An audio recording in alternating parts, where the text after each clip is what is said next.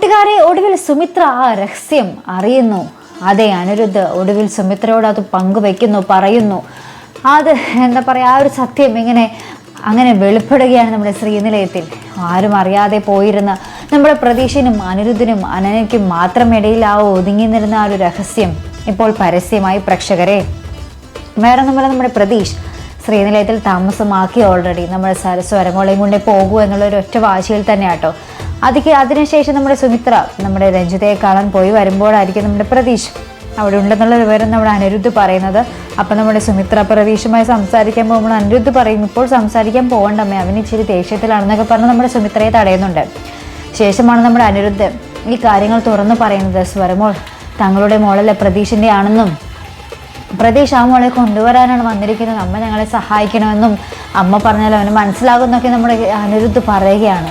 നമ്മുടെ സുമിത്രയ്ക്ക് ഇതിൽ എന്ത് തീരുമാനമെടുക്കാൻ സാധിക്കും കൂട്ടുകാരെ? നമ്മുടെ ആ ഒരു കുഞ്ഞിൻ്റെ അപ്പനായ പ്രതീഷിൻ്റെ ഒപ്പം നിൽക്കാൻ സാധിക്കുമോ? അല്ലെങ്കിൽ ഭയങ്കര സ്വാർത്ഥപരമായ ചിന്തയുള്ള നമ്മുടെ അനിരുദ്ധിൻ്റെയും അനന്യയുടെയും കൂടെ ആകുമോ നിൽക്കുന്നത്?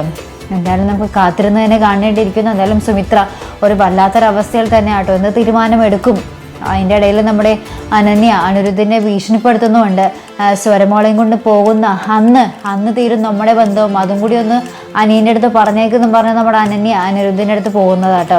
അപ്പോൾ എന്തായാലും നമ്മുടെ സ്വരമോളെ പ്രതീഷ് കൊണ്ടുപോകുന്ന അന്ന് തന്നെ നമ്മുടെ അനന്യയും അനിരുദ്ധിനെ വിട്ട് പോകും.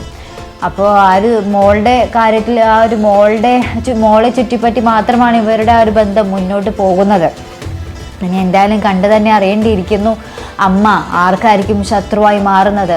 പ്രതീഷിൻ്റെ ഒപ്പം നിന്നാൽ അനിരുദ്ധ് ശത്രുവാകുമോ? അനിരുദ്ധിൻ്റെ ഒപ്പം നിൽക്കുമ്പോൾ പ്രതീഷ് സുമിത്രയുടെ ശത്രുവായി തീരുമോ? ഓൾറെഡി ശത്രുവാണ്, ഇനിയും ശത്രുത കൂടുമോ എന്നൊക്കെ നമുക്ക് കണ്ടു തന്നെ അറിയണം. അപ്പോൾ ഇതുപോലുള്ള പ്രൊമോ റിവ്യൂസിനും എപ്പിസോഡ് റിവ്യൂസിനും ഒക്കെ നിങ്ങൾ മറക്കാതെ ചാനൽ സബ്സ്ക്രൈബ് ചെയ്യുക. അടുത്തൊരു വീഡിയോ വരുന്നത് വരയ്ക്കും ഗുഡ് ബൈ.